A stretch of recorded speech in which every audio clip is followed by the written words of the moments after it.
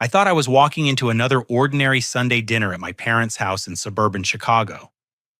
The smell of my mother's pot roast filled the dining room as we gathered around the familiar oak table where I'd eaten countless meals growing up. My father cleared his throat in that serious way that usually meant someone was getting lectured about responsibility or family values.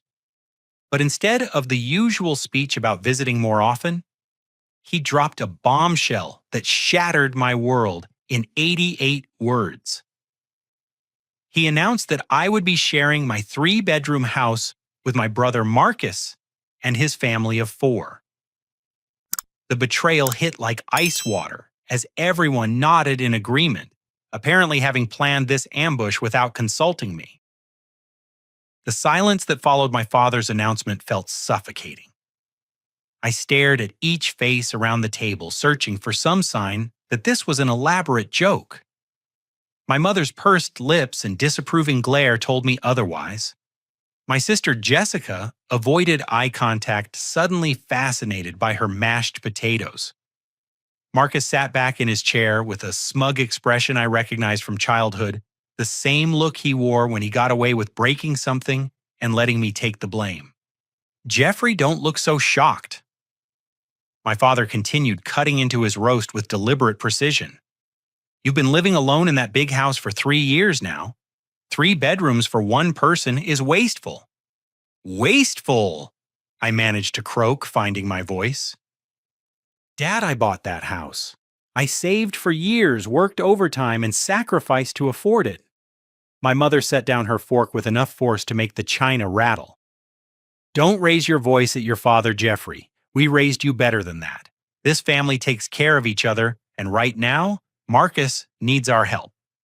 I turned to Marcus, who was 35 years old and should have been capable of taking care of his own family. What happened to your job at the accounting firm? Marcus shifted uncomfortably. Budget cuts. They had to let people go. It happens to everyone these days. That was 6 months ago, I pointed out. What have you been doing since then? Looking for the right opportunity. Patricia chimed in, speaking for the first time since we'd sat down.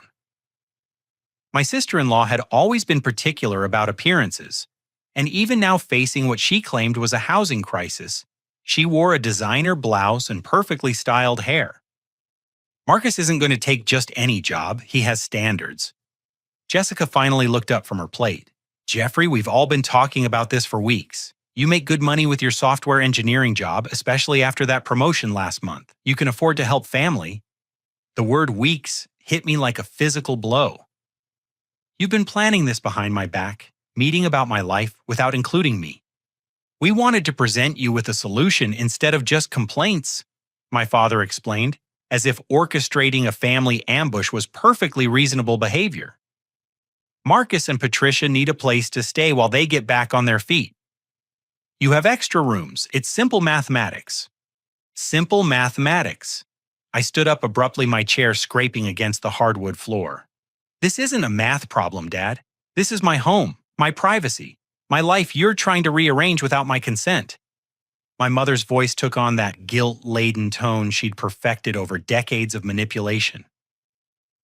I'm disappointed in you, Jeffrey. When did you become so selfish your brother has 2 children to think about? As if summoned by her words, 8-year-old Tyler and 11-year-old Madison appeared in the doorway, their faces carefully arranged in expressions of innocent hope. Patricia had clearly coached them for this moment. Uncle Jeffrey, Madison said in a small voice, are we really going to live in your big house? Mommy said you have a backyard with space for a swing set? My heart clenched at the manipulation, but I recognized it for what it was. Patricia was using her children as emotional weapons, and my family was helping her do it. I looked around the table again, seeing my loved ones in a new light. These people who claimed to care about me had spent weeks plotting to upend my carefully built life. The thing is, Jessica said, pulling out her phone, we might have already mentioned to a few people that you agreed to help. The Hendersons from church know, and Mom told Mrs. Patterson from next door. Everyone thinks it's wonderful how you're stepping up for family. The trap closed around me with perfect precision. Not only had they planned this without me, they'd told the community that I'd already agreed. Refusing now would make me look like a heartless liar who'd gone back on my word to help children in need. Marcus leaned forward with false sincerity. Look, Jeffrey, I know this seems sudden, but we're family. We've always had each other's backs. Remember when you needed help with college tuition, Mom and Dad didn't hesitate. The comparison was so unfair it took my breath away. They'd helped me with tuition as parents supporting their child's education. This was completely different. This was emotional blackmail wrapped in family obligation. How long are we talking about? I asked, grasping for some boundary, some limit to the invasion they were planning. Until we get settled, Patricia said vaguely. Just until Marcus finds the right position and we can afford our own place again. The phrase "the right position" sent warning bells clanging in my head. Marcus had been unemployed for 6 months and showed no signs of lowering his standards or taking interim work. Patricia hadn't worked in years, claiming the children needed her at home. Neither of them seemed to understand that beggars couldn't be choosers. We'll contribute what we can, Marcus added quickly, sensing my reluctance. Help with groceries, utilities, that sort of thing. What you can, I repeated. You just told me you're unemployed. We have some savings, Patricia said defensively. We're not destitute. But if they had savings, why couldn't they rent their own apartment? Why did they need to move into my house specifically? The whole story felt incomplete, like they were hiding something important. My father's voice carried the finality of a judge's gavel. It's settled then. Jeffrey will start moving their things next weekend. Patricia has already started packing. The presumption stole my breath. They'd assumed my cooperation so completely that they'd already begun the moving process. I felt like a defendant who'd just been convicted, without trial sentenced, without even being allowed to present a defense. As dinner continued around me, I sat in stunned silence, mechanically eating my mother's pot roast, while my family chatted about logistics. They discussed which bedroom would work best for Tyler and Madison, whether my home office could be converted to additional sleeping space, and how they'd rearrange my furniture to accommodate everyone. They talked about my house, my space, my life, as if I wasn't sitting right there. As if my opinion and consent were irrelevant details to be worked around rather than fundamental requirements for any decision about my property. When I finally drove home that night, I sat in my driveway for 20 minutes, looking at my house through new eyes. I'd bought it after years of careful saving, choosing the location for its quiet neighborhood, and the layout for its perfect balance of space and privacy. I'd painted every room myself, chosen every piece of furniture, arranged everything exactly how I wanted it. Tomorrow, apparently, none of that would matter anymore. I spent the week after that disastrous family dinner in a state of disbelief, hoping against hope that someone would come to their senses. Maybe Marcus would find a job. Maybe Patricia would realize how unreasonable they were being. Maybe my parents would acknowledge that railroading their son into housing 4 additional people was crossing a line. None of that happened. Instead, I came home from work on Thursday to find a moving truck parked in my driveway. My heart hammered against my ribs as I pulled up to the curb, unable to access my own garage. 3 men in work clothes were carrying boxes from the truck toward my front door, where Patricia stood directing traffic like a general commanding troops. "Careful with that box," she called out. "Those are my good dishes." I climbed out of my car on shaking legs, my laptop bag sliding from my shoulder to hang at an awkward angle. The scene felt surreal, like I was watching someone else's life implode in slow motion. "Patricia," I called out, my voice higher than usual. "What's going on here?" She turned toward me with a bright smile that didn't reach her eyes.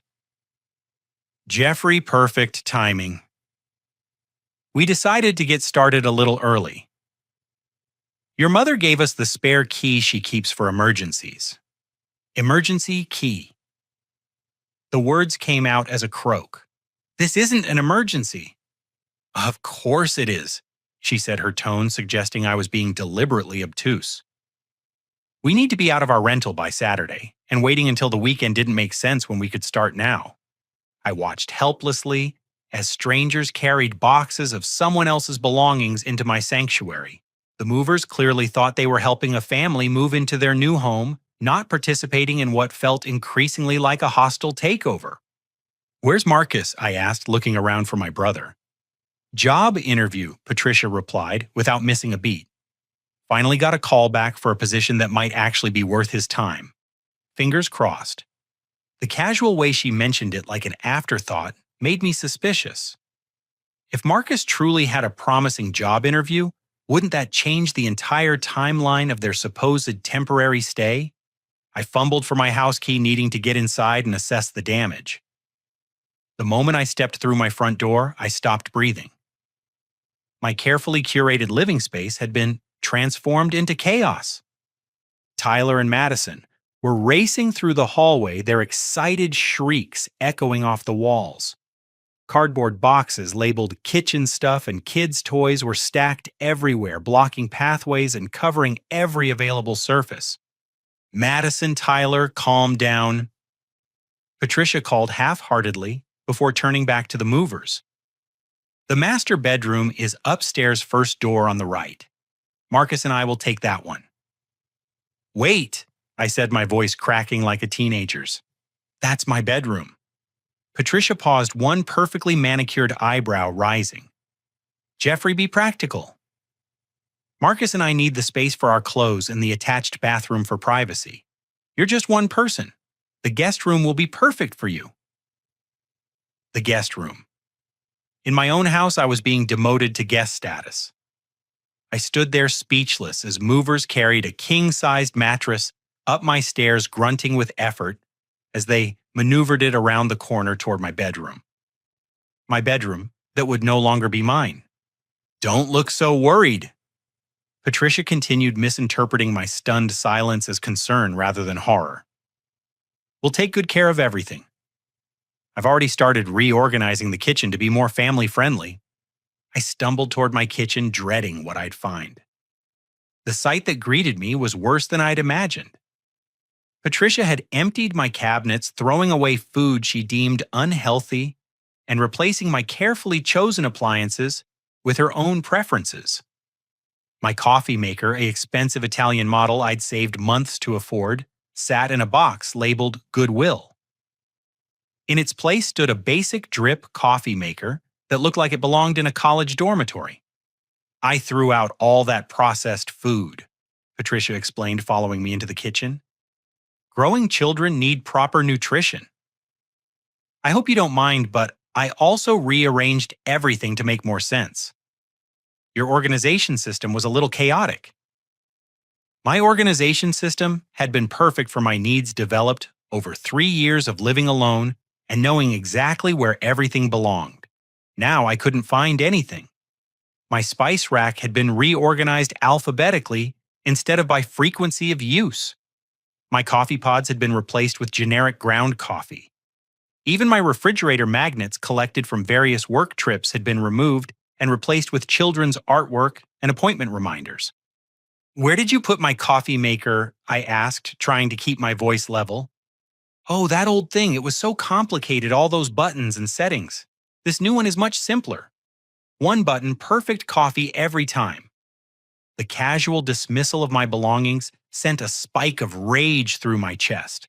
That wasn't just a coffee maker, it was a symbol of my success, a daily reminder that I'd worked hard enough to afford nice things. She'd thrown it away like garbage without even asking. "Patricia, that was a $600 machine." She waved her hand dismissively. "Jeffrey, you're too attached to material things. This is about family, not fancy gadgets."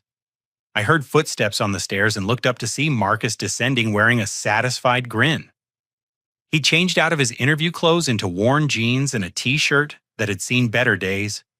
"How'd the interview go?" I asked, clinging to hope that he'd gotten the job and this nightmare would be short-lived. "Not what I'm looking for," he said with a shrug. "Small company, limited growth potential. I can do better." My heart sank. Marcus had just turned down employment while moving his family into my house. The entitlement was staggering. The master bedroom is perfect, he continued, oblivious to my growing distress. That walk-in closet will be great for Patricia's clothes, and the attached bathroom means we won't have to share with the kids. Marcus, this is supposed to be temporary, I said desperately. If you're turning down jobs, how temporary can it really be? He clapped me on the shoulder with false camaraderie. Don't worry, little brother. I'm being strategic. Better to wait for the right opportunity than settle for something beneath my qualifications. A few months here while I network properly, and I'll land something really worthwhile. A few months? The timeline kept expanding, and we hadn't even finished the first day. I watched Patricia direct the placement of their furniture in my living room, moving my couch to make room for their entertainment center and coffee table. My carefully chosen decor was being shoved aside to accommodate their preferences. Mom, where does this go? Madison appeared carrying a large framed photo of Marcus and Patricia's wedding. On the mantel, sweetie. Take down that boring landscape picture first. My boring landscape picture was the original watercolor I'd commissioned from a local artist depicting the view from my favorite hiking trail. I'd saved for months to afford it, and it held deep personal meaning. Now it sat propped against the wall, replaced by someone else's memories. The children treated my house like a playground, running from room to room without supervision. Tyler discovered my gaming console and immediately began pulling controllers and games from the entertainment center, scattering everything across the floor. When I started to say something, Patricia cut me off. Boys will be boys, she said with a laugh. Don't be such a worrywart, Jeffrey. Kids need space to be kids. But this was my space filled with expensive electronics and irreplaceable personal items. I wasn't equipped for children, didn't have childproofing, and certainly hadn't consented to becoming a babysitter in my own home. As evening approached, the reality of my new living situation became undeniable. The movers finished unloading and left me with a bill for their services, apparently assuming I was responsible for the costs. Marcus and Patricia disappeared upstairs to get settled in my former bedroom, leaving me with their children and a house I no longer recognized. I stood in my living room surrounded by boxes and foreign furniture, feeling like a stranger in my own home. Everything familiar had been moved, replaced, or discarded. Even the smell was different, a combination of unfamiliar laundry detergent and Patricia's perfume that seemed to permeate every room. My phone buzzed with a text from my mother. How's the first day going? I'm sure you're all getting along wonderfully. So proud of you for stepping up. I stared at the message, unable to formulate a response. How could I explain that stepping up felt suspiciously like being trampled down? That helping family was beginning to feel like losing myself entirely. Upstairs, I heard the shower running in my former bathroom, Patricia's voice, carrying through the walls, as she explained to Marcus where she'd put his clothes in my former closet. The children had claimed the family room cartoons blaring from my television, while they ate snacks that left crumbs on my furniture. I retreated to the guest room, the smallest bedroom in the house that was now supposed to be mine. My clothes hung awkwardly in the narrow closet, and my personal items looked foreign on the unfamiliar dresser. Through the thin walls, I could hear every sound from the master bedroom, where Marcus and Patricia discussed their plans for redecorating. As I lay in the guest bed that night, staring at the ceiling in my own house, where I was now a guest, I realized the invasion was just beginning. This wasn't temporary help during a rough patch. This was a complete takeover disguised as family assistance. And somehow I'd allowed it to happen without firing a single shot in my own defense. Friday morning arrived with the sound of children arguing, and Patricia's voice rising above the chaos, directing breakfast preparations in my kitchen. I stumbled out of the guest room disoriented in my own home, following the smell of bacon and the clatter of dishes I didn't recognize. Good morning, Jeffrey. Patricia chirped brightly, standing at my stove wearing a floral apron over her silk pajama set. I hope you slept well. I made breakfast for everyone. The kitchen bore no resemblance to the organized space I'd maintained for 3 years. Dirty dishes overflowed from the sink, sticky spots covered the countertops, and unfamiliar food items cluttered every surface. Patricia had apparently decided that cooking for 6 people required using every pan, plate, and utensil in the house simultaneously. I usually just have coffee and toast. I mumbled, reaching for the cabinet where I kept my coffee cups. Oh, those are gone, Patricia said matter-of-factly. I packed them away since they didn't match my dishes. We're using the good china now that we're all living together. Family meals should feel special. Her good china turned out to be an elaborate floral pattern that required hand washing and careful handling. I stood holding a delicate cup that cost more than my entire weekly grocery budget, afraid to drink from it and afraid to put it down. Tyler raced past me carrying a piece of bacon, chasing Madison, who shrieked with laughter as she ran through the house. Their sticky fingers left marks on my walls, and their bare feet tracked mysterious stains across my hardwood floors. Tyler, Madison, settle down, Patricia called without any real authority. Jeffrey's not used to children yet. We need to ease him into family life. The phrase family life hit me like cold water. I hadn't signed up for family life. I'd bought this house specifically for solitude, quiet, and the freedom to live exactly as I chose. Now I was apparently enrolled in some domestic boot camp without my consent. Marcus appeared at the bottom of the stairs, already dressed in a business suit that looked expensive despite his unemployed status. Morning, Jeffrey. Patricia, did you iron my interview shirt? Another interview? I asked, hope flaring in my chest. Regional manager position at a consulting firm, Marcus replied, adjusting his tie in the hallway mirror. Much more appropriate for someone with my experience. That's wonderful, I said, genuinely meaning it. When do you start if you get it? Marcus laughed as if I'd made a joke. Jeffrey, these things take time. Interview process, background checks, salary negotiations. Even if they offer me the position, I wouldn't start for at least a month. Probably longer. My heart sank again. Even in the best-case scenario, I was looking at weeks more of this chaos.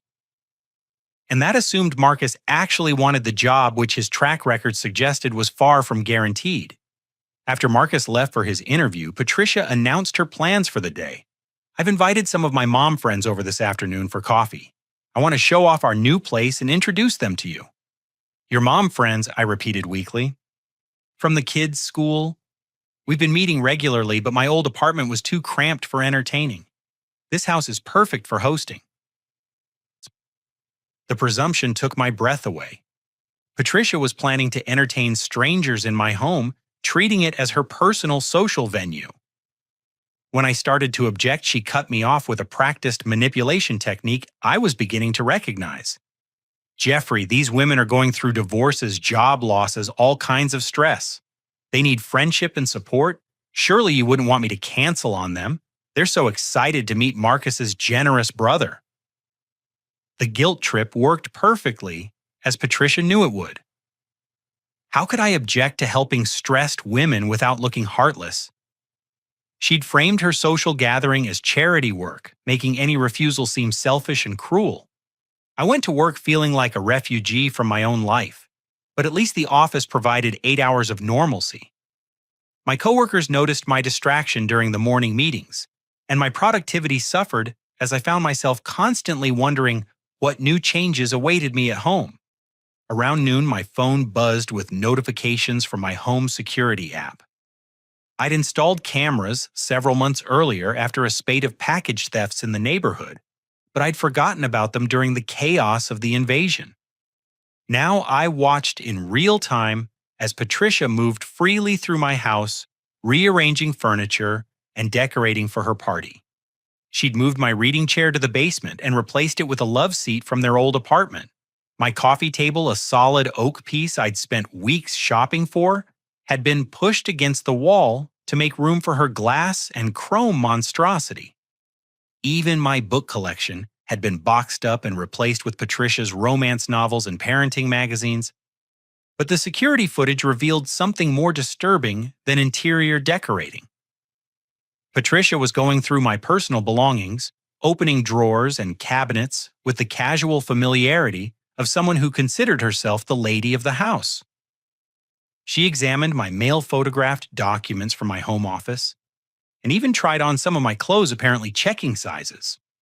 I watched in horrified fascination as she opened my bedroom dresser and pulled out my personal papers, photographing my bank statements and tax documents with her phone.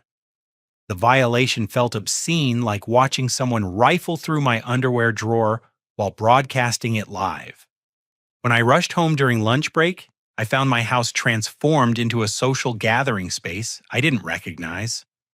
Patricia had lit scented candles that made my eyes water, rearranged all my furniture to create conversation areas, and set up an elaborate spread of refreshments using my dishes and serving pieces.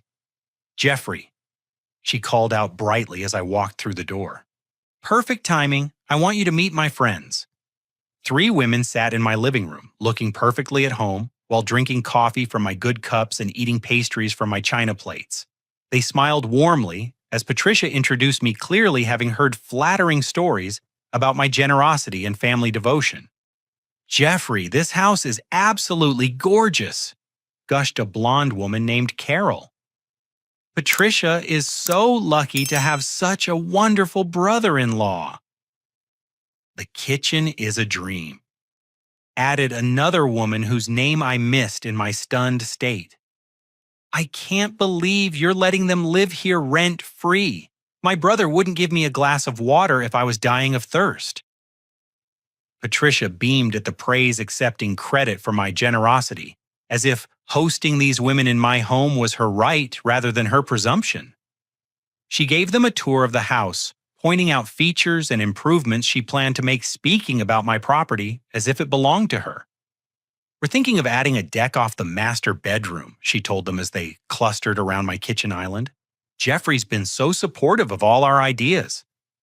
I stood frozen in my own doorway, listening to Patricia make plans to modify my house without consulting me. When the women finally left, they hugged Patricia goodbye and thanked me profusely for my hospitality, as if I'd participated in planning their visit instead of discovering it in progress.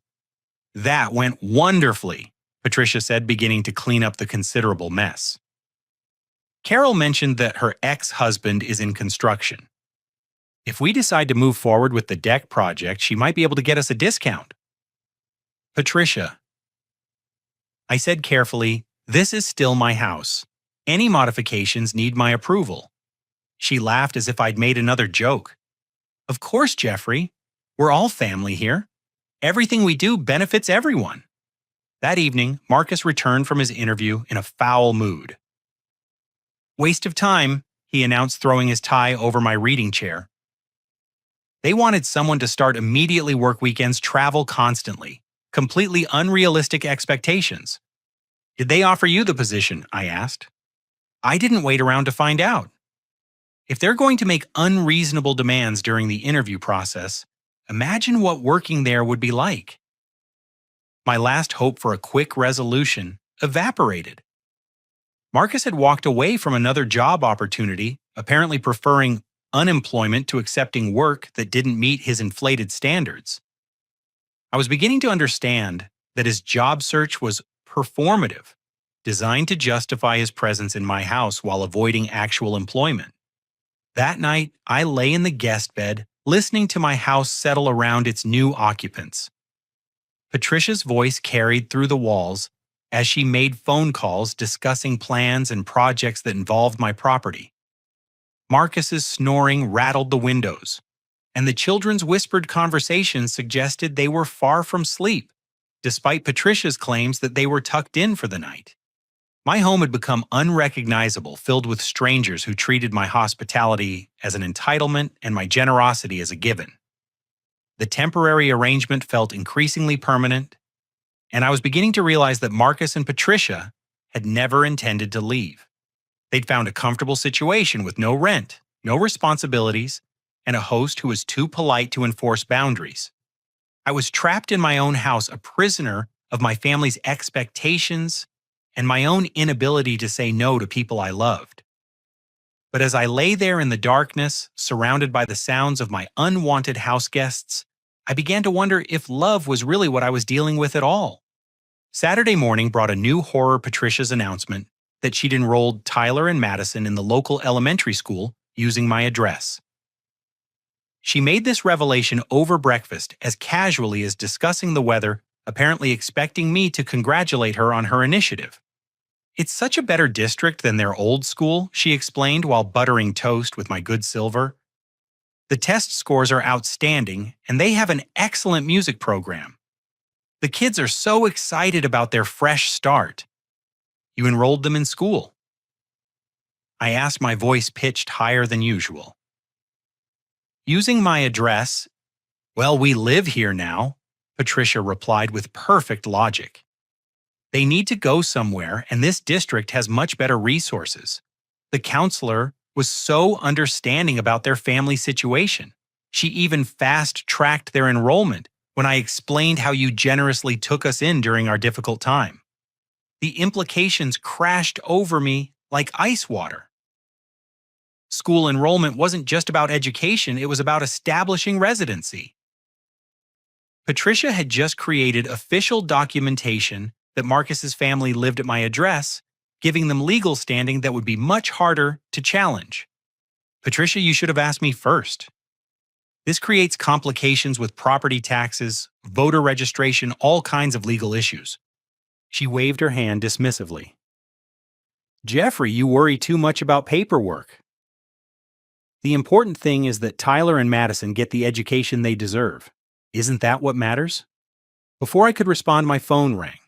The caller ID showed my mother's number, which usually meant either good news or serious trouble. Given recent events, I suspected the latter. "Jeffrey!" My mother's voice crackled through the speaker. "I just got off the phone with Mrs. Henderson from church. She said Patricia mentioned you might be getting married soon to whom—" The world tilted sideways. "What, Mom? I'm not getting married to anyone." "Well, that's odd. Mrs. Henderson was very specific.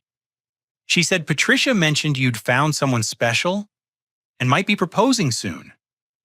She was asking about church availability for weddings next spring." I looked across the breakfast table at Patricia, who was studiously avoiding eye contact while helping Madison with her cereal. "Mom, I think there's been a misunderstanding. I'm not dating anyone, let alone planning a wedding." "Are you sure?" Patricia seemed quite confident. "Maybe you're being modest about your romantic life." After I hung up, I confronted Patricia directly. "Why are people at church asking about my wedding plans?" Patricia's cheeks flushed pink, but her voice remained steady. "I might have mentioned that you were seeing someone.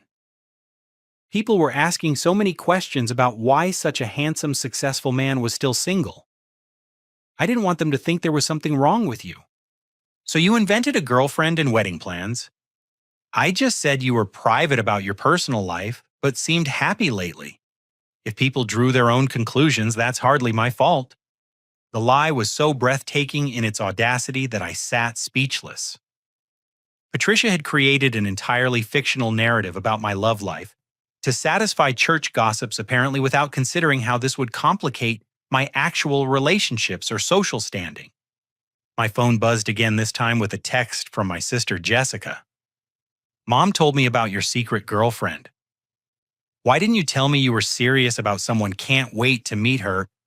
I was drowning in lies I hadn't told, trapped in stories Patricia had spun without my knowledge or consent. Every conversation with my family would now require navigating around a fictional relationship I knew nothing about. That afternoon, while Patricia took the children to explore their new school playground, I decided to investigate the growing list of inconsistencies in Marcus and Patricia's story. Their financial situation, their job history, their timeline for moving out, everything felt deliberately vague and contradictory. I started with basic internet searches, looking up Marcus's former employer and the circumstances of his departure. What I found chilled me to the bone. The accounting firm hadn't just laid Marcus off due to budget cuts. They'd fired him for falsifying expense reports and suspected embezzlement. The company had been investigating missing funds for months before terminating him. Local news archives revealed more disturbing details. Marcus had been questioned by police as part of an ongoing fraud investigation, though no charges had been filed yet. The timeline suggested his termination was much more serious than simple downsizing. I searched for Patricia's employment history next, remembering her vague references to staying home with the children. According to the state education department's database, Patricia had been a substitute teacher until her certification was revoked for inappropriate conduct. The details were sealed due to the involvement of minors, but the revocation was permanent and statewide. My hands shook as I compiled evidence that my brother and sister-in-law weren't just temporarily down on their luck. They were potentially criminals fleeing consequences in their previous city, using my home as a safe house while they planned their next move. I called Marcus's former colleague, a man named David, who'd worked closely with him for several years. After some awkward small talk, David confirmed my worst fears. Jeffrey, I'm sorry to be the one to tell you this, but Marcus was stealing from client accounts for over a year. The audit revealed almost $50,000 in fraudulent transactions. The only reason he wasn't arrested is that he paid back most of the money when they confronted him. Most of the money, I asked weakly. There's still about $15,000 unaccounted for. The company decided not to press charges if he made restitution, but he never completed the payments. Word is they're considering turning the case over to the district attorney. I hung up feeling sick to my stomach. Marcus wasn't just unemployed, he was a thief hiding from criminal prosecution, and I'd unknowingly provided him with sanctuary, making myself an accessory to his flight from justice. My security cameras had been recording everything since they'd moved in, and I began reviewing the footage more carefully. What I found was worse than random snooping. It was systematic intelligence gathering. Patricia had photographed my financial documents, copied information from my computer, and even searched through my personal papers looking for sensitive data. But the most disturbing discovery came from audio recordings my security system had captured. Late at night when they thought I was asleep, Marcus and Patricia discussed plans that had nothing to do with finding employment or moving out.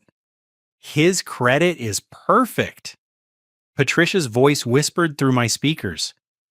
No debt, excellent payment history, substantial savings. We could open accounts in his name and he'd never know until the bills arrived. Too risky, Marcus replied. Better to establish residency first, get the kids settled in school, make it harder for him to kick us out. Once we have legal standing, we can start phase 2. Phase 2. They had a multi-step plan for exploiting my hospitality, and I was apparently too naive to recognize it. I listened in growing horror as they discussed forging my signature on documents using my address to apply for credit and eventually claiming tenants' rights that would make removing them legally complicated. He's so trusting, Patricia continued. Doesn't even check his mail carefully. I've been intercepting anything that looks official.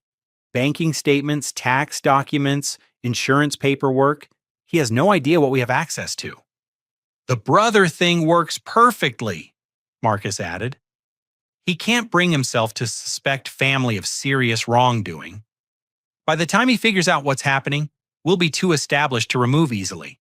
I sat in my car in the office parking lot, listening to recordings of my own family planning to destroy my financial life. The people I'd trusted with my home, my privacy, my generosity, were actively plotting to steal my identity and ruin my credit. But the worst was yet to come. As I scrolled through more recent recordings, I found conversations that made my blood freeze in my veins. If he gets suspicious or starts asking too many questions, Patricia's voice drifted through my car speakers. We might need to discredit him. Make him look unstable, unreliable. I've been documenting his behavior, taking photos when he looks stressed or confused. What kind of documentation? Marcus asked. Medical concerns? Memory problems? Erratic moods? The kind of things that would make people question his judgment if he started making accusations against us. They weren't just planning to steal from me. They were preparing to gaslight me into appearing mentally unstable if I tried to expose them. I was dealing with sophisticated con artists who'd targeted me specifically because of my family connection and my reluctance to suspect people I loved. I drove home that evening, knowing my life was in immediate danger not from physical violence, but from systematic character assassination designed to destroy my credibility before I could defend myself. Marcus and Patricia had turned my own kindness into a weapon, and they were preparing to use it against me with surgical precision. The invasion of my home had been just the beginning. They were planning to steal my identity, destroy my reputation, and leave me financially ruined while claiming to be the victims of my alleged mental instability. I pulled into my driveway looking at my house with new eyes. It wasn't a sanctuary anymore. It was a crime scene in progress. And I was the designated victim, too trusting and too naive to protect myself from the people who were supposed to love me most. Sunday morning arrived with an announcement that filled me with cold dread. Patricia informed me over breakfast that she'd been offering childcare services to other families in the neighborhood, turning my home into an unlicensed daycare center without my knowledge or consent. "It's just temporary income while Marcus job hunts," she explained while wiping sticky fingerprints off my kitchen counter. "Mrs. Chen from down the street needs someone to watch her twins during the day, and the Patel family is looking for after-school care. Word of mouth is already spreading about my availability."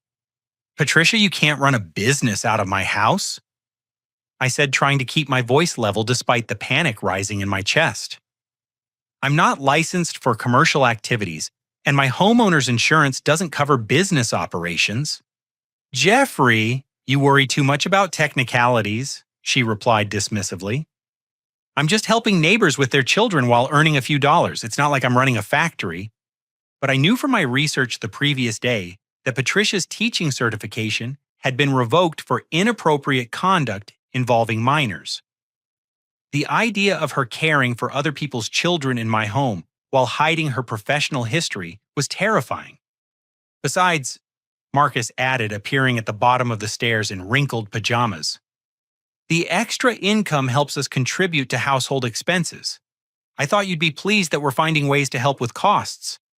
The twisted logic made my head spin. They were using my house to generate income without my permission, then presenting it as a favor to me. The manipulation had become so sophisticated that I wondered how long they'd been planning this con. I excused myself and retreated to my bedroom, which was no longer my bedroom, to make some urgent phone calls. First, I contacted my homeowner's insurance company to understand my liability if someone was injured during unofficial childcare activities on my property. The agent's explanation chilled me to the bone. "Mr. Jeffrey operating an unlicensed daycare facility would void your coverage entirely. If a child were injured on your property during commercial childcare activities, you could be personally liable for medical expenses, legal fees, and damages. We're talking about potentially hundreds of thousands of dollars in exposure." I hung up and immediately called my attorney, a sharp woman named Sarah Martinez, who'd handled my house purchase. After explaining the situation, she confirmed my worst fears. "Jeffrey, you need to document everything and get them out of your house immediately. The longer they establish residency, the harder it becomes legally. If they receive mail at your address, enroll children in local schools, and operate businesses from the property, they can claim tenants' rights even without a lease." "What kind of tenants' rights?" I asked, though I dreaded the answer. "In Illinois, anyone who can prove they've been living somewhere for more than 30 days has the right to formal eviction proceedings. That means you'd have to file court papers, wait for hearings, prove they're not legitimate tenants. The process can take months, even with perfect documentation." I was running out of time. Marcus and Patricia were systematically establishing legal footholds that would make removing them increasingly difficult. Every day I waited was another day they could claim deeper entrenchment in my property. That afternoon, while Patricia met with potential childcare clients in my living room, I took a different approach. I called a private investigator recommended by my attorney, a former police detective named James Morrison, who specialized in fraud cases. "Mr. Jeffrey Ian," Morrison said after I'd explained the situation, "what you're describing sounds like organized family exploitation, possibly part of a larger pattern. These people are professionals. Let me do some research and get back to you. Morrison called me back within hours with information that made my blood run cold.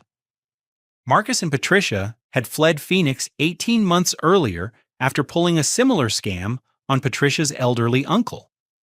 They'd moved into his home under the guise of providing care, then systematically drained his bank accounts and forged his signature on loan documents. When the uncle tried to remove them, they claimed he was suffering from dementia and filed for guardianship. The uncle died before the case was resolved, Morrison continued. Heart attack possibly brought on by stress. Marcus and Patricia inherited the house because they'd convinced him to change his will. The family suspects foul play, but there wasn't enough evidence for criminal charges. They killed someone, I whispered. They definitely contributed to his death through financial and emotional abuse. The pattern is clear. They target trusting family members, establish residency, then systematically destroy their victim's life while claiming to be caregivers or dependents. I listened in horror as Morrison described additional cases in 3 different states. Marcus and Patricia were serial family predators, moving from victim to victim and leaving financial ruin in their wake. I wasn't their first target, I was just their most recent mark. The good news, Morrison continued, is that you caught on early. Most victims don't realize what's happening until they've been completely cleaned out. You still have time to protect yourself, but you need to act fast. Morrison outlined a plan that would give me the evidence I needed to expose them while protecting myself from their inevitable retaliation. The first step was installing additional hidden cameras throughout my house to document their activities. The second was pretending to be increasingly unwell, making myself appear vulnerable while secretly gathering proof of their crimes. They're already planning to discredit you, Morrison explained. I heard the recordings you sent. If you suddenly start acting suspicious or confrontational, they'll accelerate their timeline and claim you're having a breakdown. Better to let them think their plan is working while you build an airtight case. That evening, I began my performance. I complained about headaches, forgot simple things, and acted confused about conversations that had happened earlier. Marcus and Patricia exchanged meaningful glances, clearly pleased that their psychological manipulation was taking effect. "Jeffrey, you seem tired lately," Patricia said with false concern. "Maybe you should see a doctor. Stress can cause all sorts of problems." "I'm fine," I mumbled, playing the part of someone in denial about declining mental health. "Just busy at work. You forgot to take your vitamins this morning." She continued, showing me a pill organizer I'd never seen before. "And you left the coffee maker on all night yesterday." Little things like that can be early warning signs. I realized with growing horror that Patricia had been documenting these alleged incidents, creating a paper trail of my supposed memory problems. The vitamins were probably placebos or something worse, designed to make me actually feel unwell. Every symptom she mentioned was either fabricated or caused by their sabotage. Over the next several days, I played my part perfectly while Morrison's team gathered additional evidence. We discovered that Marcus and Patricia were wanted for questioning in connection with several elderly exploitation cases across the country. Their pattern was always the same: target vulnerable family members, establish residency, then systematically drain their resources while claiming to provide care. The most disturbing revelation came when Morrison traced their financial history. They had no legitimate source of income and hadn't paid taxes in over 3 years. Instead, they moved from victim to victim, living off fraud and identity theft while staying ahead of law enforcement. My house wasn't just temporary shelter. It was their base of operations for expanding their criminal enterprise. "They're probably running multiple scams simultaneously," Morrison explained during one of our secret meetings. "Credit card fraud, insurance fraud, identity theft. Your home gives them a stable address for receiving fraudulent documents and establishing credibility with new victims. I was harboring fugitives without knowing it, and my kindness had made me an accessory to crimes I couldn't even imagine." But Morrison assured me that my cooperation with the investigation would protect me from prosecution while helping to build cases against Marcus and Patricia. We're coordinating with federal investigators, he said. This isn't just local fraud anymore. They've crossed state lines multiple times, used mail systems for fraud, and targeted elderly victims. That makes it federal jurisdiction with serious prison time. As I lay in bed that night, listening to Marcus and Patricia discuss their plans through the hidden microphones, I felt a mixture of fear and determination.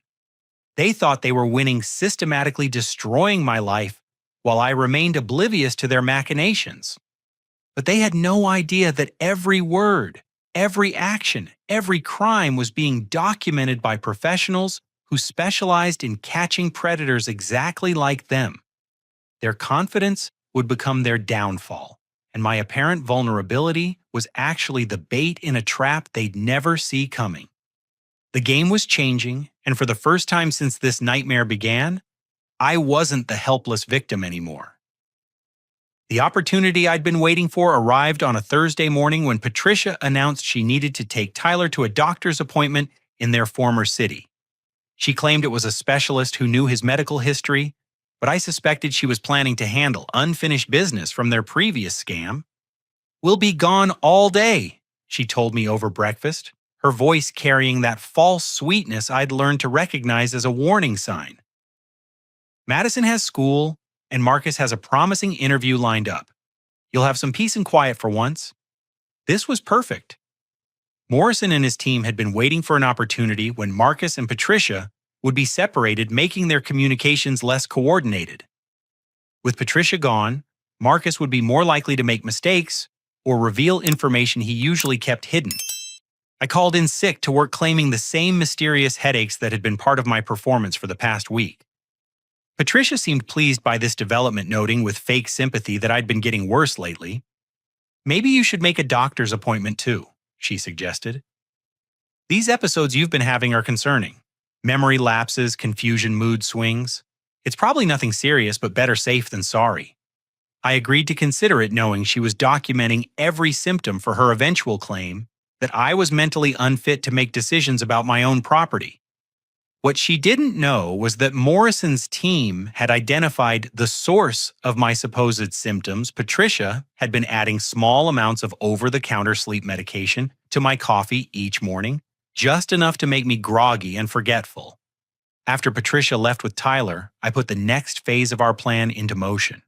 I began acting increasingly paranoid and unstable, muttering about people watching me and expressing confusion about recent events.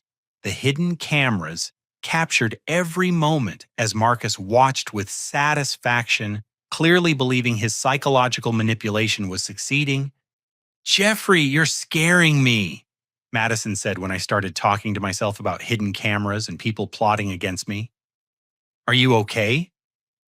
"Don't worry about your uncle," Marcus told her with practiced reassurance. "He's just stressed from work. Sometimes adults need help when they're overwhelmed." The way he comforted his daughter while simultaneously documenting my alleged breakdown was chilling. Marcus was using his own child as a witness to my supposed mental deterioration, creating testimony that would be devastating in any legal proceeding. Around noon, Marcus made the phone call Morrison had predicted. I listened from my hiding spot in the basement as he spoke to someone about accelerating their timeline. "He's getting worse faster than we expected," Marcus said quietly. "Patricia thinks we should move to phase 3 ahead of schedule. The medical documentation is building, but if he has a complete breakdown before we're ready, it could complicate things." Phase 3. Morrison had warned me about this, though we could only guess what it entailed. Based on their previous patterns, it likely involved triggering a crisis that would justify their permanent takeover of my property and finances.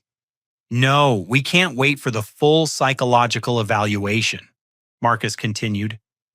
"If he starts making accusations while he still appears coherent, people might believe him. Better to establish guardianship while he's clearly incompetent." Guardianship. They were planning to have me declared mentally unfit and take legal control of my life. I felt sick thinking about their previous victim, Patricia's uncle, who died under mysterious circumstances while they fought for control of his estate. That afternoon, Marcus received a visitor that changed everything. Through my security cameras, I watched a woman in professional attire arrive at my front door. She introduced herself as Dr. Rebecca Hamilton, a psychologist Marcus had contacted about conducting an emergency mental health evaluation. Mr. Marcus called me about his brother's deteriorating condition. She explained when Marcus let her into my house without my permission. He's concerned that Jeffrey might be a danger to himself or others. I realized with growing horror that Marcus had hired a corrupt professional to rubber stamp my incompetence. This wasn't a legitimate evaluation. It was a predetermined outcome designed to justify their legal takeover of my property. "Where is Jeffrey now?" Dr. Hamilton asked, looking around my living room as if she owned it. "Sleeping," Marcus replied. "He's been having episodes where he stays awake all night talking to people who aren't there, then crashes during the day. Yesterday, he accused me of poisoning his food." The irony was breathtaking. Marcus was describing actual symptoms caused by Patricia's drugging while presenting them as evidence of mental illness. Every detail he provided was technically accurate, but completely devoid of context. "I've documented everything," Marcus continued, showing Dr. Hamilton a folder I'd never seen before. Photographs of him in confused states, recordings of his paranoid ramblings, witness statements from family members who've observed his decline. Morrison's voice crackled through my hidden earpiece. "This is it, Jeffrey. They're about to spring the trap. Are you ready?" I took a deep breath and began the most important performance of my life. Stumbling up from the basement, I appeared in the living room looking disheveled and confused, playing the part of someone in the grip of a mental health crisis. "Marcus," I said in a shaky voice, "who is this woman? Why are there strangers in my house?" "Jeffrey, this is Dr. Hamilton," Marcus said with false patience. "Remember, I told you she was coming to talk with you about how you've been feeling?" "I don't remember," I mumbled, looking around the room with apparent confusion. "Things have been strange lately. People moving my stuff, changing things when I'm not looking." Dr. Hamilton made notes while observing my behavior, clearly seeing what she'd been paid to see. "Jeffrey, can you tell me what day it is?" I gave her the wrong day, then corrected myself uncertainly. "Tuesday, no wait. Wednesday?" "I'm sorry, the days all blur together." "Have you been sleeping well?" she continued. "There are voices," I said quietly. "Conversations when I'm trying to sleep. People talking about me making plans. But when I get up to check, there's nobody there." This was actually true. I'd been hearing Marcus and Patricia's plotting through the surveillance equipment. But in this context, it sounded like auditory hallucinations symptomatic of severe mental illness. "Jeffrey," Dr. Hamilton said gently, "your brother is concerned about you. He thinks you might need some help, perhaps a stay in a facility where professionals can evaluate your condition properly." The trap was closing exactly as Morrison had predicted. They planned to have me committed to a psychiatric facility where I'd be drugged into compliance while they gained control of my assets. By the time I was released, if I ever was, they'd have stripped my accounts and claimed ownership of my property. "I don't want to go anywhere," I said, allowing real fear to creep into my voice. "This is my house. I just want people to stop moving my things." "Sometimes we don't know what's best for us when we're unwell," Marcus said with practiced sympathy. "The important thing is getting you the help you need." Dr. Hamilton nodded approvingly. "I think a 72-hour evaluation would be appropriate. We can arrange transportation this afternoon." "No," I shouted, suddenly becoming agitated. "You can't make me leave my own house. Marcus, tell her this is my house." "Jeffrey, please calm down," Marcus said, moving toward me as if to restrain someone having a psychotic episode. "You're not thinking clearly right now." This was the moment Morrison had prepared me for. As Marcus reached for me, I backed away and shouted the predetermined phrase, "Get your hands off me! Help someone help me!" Within seconds, my front door exploded open as federal agents poured into the house. Dr. Hamilton screamed and dove behind my couch while Marcus stood frozen, his hands still extended toward me, as armed professionals surrounded him. Marcus Thompson, you're under arrest for conspiracy to commit fraud, elder abuse, identity theft, and attempted kidnapping, the lead agent announced while handcuffing my brother. Dr. Rebecca Hamilton, you're under arrest for conspiracy and professional misconduct. The transformation was immediate and complete. My apparent mental breakdown evaporated as I straightened up, pulled the hidden microphone from my shirt, and looked directly at Marcus with clear, focused eyes. "Hello, Marcus," I said calmly. "I believe you were just discussing guardianship arrangements." The look of shock and betrayal on his face was deeply satisfying. "Jeffrey, but how did you—" "I've been recording everything for weeks," I told him, as agents led him toward the door. "Every conversation, every plan, every crime. You thought I was losing my mind, but I was actually gathering evidence to put you in prison where you belong." Morrison appeared from the kitchen carrying boxes of documents and computer equipment. "We've got everything, Jeffrey. Financial records, forged documents, evidence of the drugging, recorded confessions to multiple felonies across several states." As they led Marcus away, he looked back at me with pure hatred. "You have no idea what you've done, Jeffrey. Patricia will destroy you for this. Our children will grow up knowing their uncle betrayed their family." "Your children will grow up knowing their parents are criminals," I replied without emotion. "Maybe that will save them from becoming criminals themselves." The house fell silent after the arrests, broken only by the sound of federal agents cataloging evidence. Morrison found Patricia's stash of forged documents hidden in my attic, along with stolen mail and photocopied financial records from multiple victims. "She'll be arrested when she returns with Tyler," Morrison assured me. "We have units watching their former apartment and all the places she might run. There's nowhere to hide from federal charges." I stood in my living room, finally quiet after weeks of chaos, and felt something I hadn't experienced in months: peace. The nightmare was over, but the reckoning was just beginning. Patricia's arrest 3 hours later provided the final piece of evidence that sealed the case against both of them. She walked into my house expecting to find Marcus celebrating the success of their psychological manipulation, only to discover federal agents waiting with handcuffs and a warrant listing dozens of charges spanning multiple states. "Where's Marcus?" she demanded, looking around my living room as if he might be hiding behind the furniture. "Where's my husband?"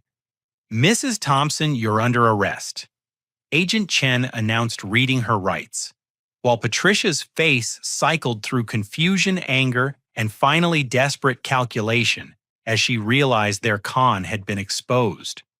"Jeffrey, tell them there's been a mistake," she pleaded, switching to the manipulative tone I'd learned to recognize. "We're family. Whatever Marcus told them, he was just confused. He's been under so much stress lately." I looked at the woman who'd spent weeks poisoning my food, documenting fake symptoms of mental illness, and planning to steal my identity, and felt nothing but cold satisfaction. "Patricia, I've heard the recordings of you and Marcus planning my murder. There's no coming back from that." Her face went white as the implications hit her. They'd been so confident in their surveillance countermeasures, so certain I was too trusting to suspect family members of serious crimes. The reality that I'd been actively investigating them for weeks clearly hadn't occurred to either of them. Tyler, who'd been waiting in Patricia's car during the arrest, was immediately taken into protective custody by Child Services. The boy looked confused and frightened as social workers explained that he'd be staying with different family members while his parents faced federal charges. "Uncle Jeffrey," Tyler said as they led him toward the social worker's vehicle. "Mommy said you were sick. Are you better now?" The innocence in his voice broke my heart. Tyler and Madison had been weaponized by their parents, used as emotional manipulation tools, and trained to lie about adult behavior they couldn't possibly understand. They were victims too, just as damaged by Marcus and Patricia's criminal lifestyle as the people they'd scammed. "I'm fine, Tyler," I told him gently. "The sickness was pretend, like playing a game. The important thing now is that you and Madison are safe. Within 72 hours, federal investigators had unraveled the full scope of Marcus and Patricia's criminal enterprise. The evidence found in my house led to charges in 7 different states, connecting them to more than 20 victims over the past 5 years. Morrison briefed me on the investigation's findings in my living room, which felt surreal after weeks of treating it as enemy territory. They've been running this scam systematically, he explained, spreading case files across my coffee table. Always targeting family members who were financially successful but emotionally vulnerable. Always using children as manipulation tools. The pattern was consistent and chilling. They'd identify successful relatives, research their financial situations, then manufacture crises that required temporary housing. Once established in their target's home, they'd begin the psychological manipulation while systematically gathering financial information and building legal cases for taking control. Patricia's uncle in Phoenix wasn't their first victim, Morrison continued. They killed a grandmother in Nevada using the same method. Slow poisoning designed to mimic natural cognitive decline while they gained power of attorney and drained her accounts. 3 victims had died under suspicious circumstances, while Marcus and Patricia gained access to their estates. The FBI was reopening those cases as potential homicides armed with evidence of their methods and motives. The fake doctor who came to evaluate you was part of a larger network, Morrison added. Dr. Hamilton has been providing fraudulent mental health evaluations for financial predators across the country. Her arrest opened up dozens of additional cases. My parents' reaction to the arrest was devastating to witness. My father suffered a mild heart attack when federal agents explained that his son wasn't just a thief, but a suspected serial killer who targeted elderly family members across multiple states.